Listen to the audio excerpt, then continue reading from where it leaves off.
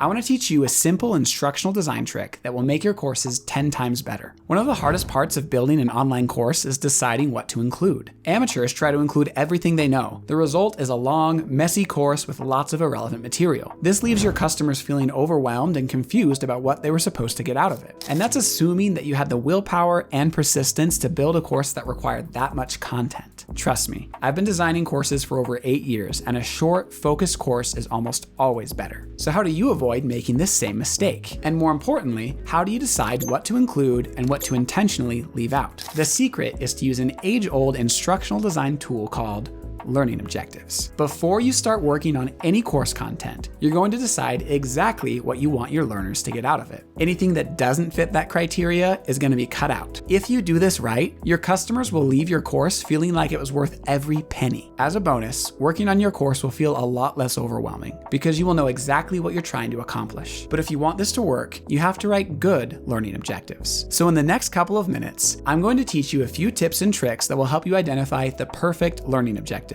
and avoid some common, innocent mistakes that can ruin your course. If you do this right, these objectives will basically write themselves. I learned this approach from Julie Dirksen in her book, Design for How People Learn. If you want to get better at instructional design, that's a great place to start. Small warning here. There's been a lot of academic debate around how to create good learning objectives. If you do some Googling, you'll start running into diagrams, models, and a lot of $10 terminology. But the tips I'm about to give you have been way more useful for me than all of that. Let's start with the biggest mistake people make. The biggest mistake people make when writing learning objectives is using the word understand. The problem with this is that the word understand is so broad that it doesn't help you decide what to include and what to leave out. For example, let's say you're planning a course about personal finance and you want to include this learning objective. Learners will understand how the stock market works. The problem with this is that there's no way for you or your learners to know when they officially understand the stock market. And an objective like this doesn't do much to help you plan your course because it's impossible to satisfy without getting more specific. On top of that, understanding isn't really the goal. Understanding can serve that goal, but not until you get more specific about what the goal is. The good news is, fixing this is easy. So from now until forever, you're going to write learning objectives for your courses by answering the following 2 questions. What do I want the learner to be able to do at the end of this course or lesson? How can I tell that they've done it? This second question often gets overlooked, but let me explain why it's important. If there's no way for you to tell that your learners have reached a goal, they can't tell either. And they need that moment of realization to feel like your course was worth all the time and money they spent on it. It creates evidence for them that they got something useful out of your course. One of the reasons I love this approach is because it makes it so easy to plan your course. All you have to do to write a good learning objective is finish this sentence. At the end of this course, the learner will be able to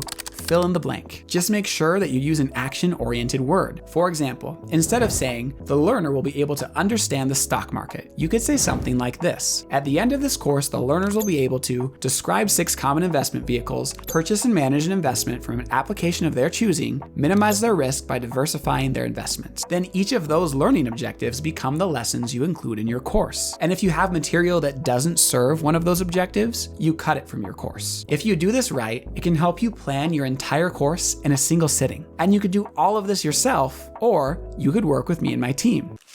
Building a great course that your audience will love requires a lot. It's everything that we've been talking about in this video and a whole lot more. I help 6-figure coaches and creators free up time and break through their revenue ceiling by building premium courses that make them money while they sleep. A lot of successful coaches and creators have the same problem. They've built something great, but their revenue is tied to their time. If they're not working, they're not earning. On top of that, every hour you spend trying to build a course is an hour you're not serving your clients or growing your business. That's real money walking out the door. Me and my team bring everything you need to build a premium course. We have expertise in instructional design, graphic design, learning theory, video production, creative writing, and educational technology. You don't have time to master all of that, and you shouldn't have to. If you work with me, I'll do the heavy lifting. I'll help you launch a premium course without pulling your focus away from what's already working. You focus on your business and selling the course.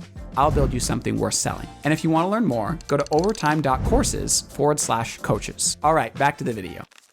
One more thing to keep in mind here. Don't try to shove too many learning objectives into a single lesson. As a best practice, none of your lessons should have more than 1 or 2 learning objectives. The more objectives you try to stuff into a lesson, the more obscure that lesson starts to feel to your learners. Short, focused lessons are the key to building learner confidence and momentum. If you do all of this, your courses will be easier to plan and build. It will be easier to market because you'll actually be able to articulate the value proposition. Your audience will get more out of it. And if they have a good experience, the chance of them becoming a repeat customer is a lot higher. Thanks for coming. And if you like content about how to use learning science and design to build premium courses, let me know by subscribing, commenting, and sharing the video. It really does make a difference for me. It's what makes it possible for me to keep making content like this. I'll catch you next time.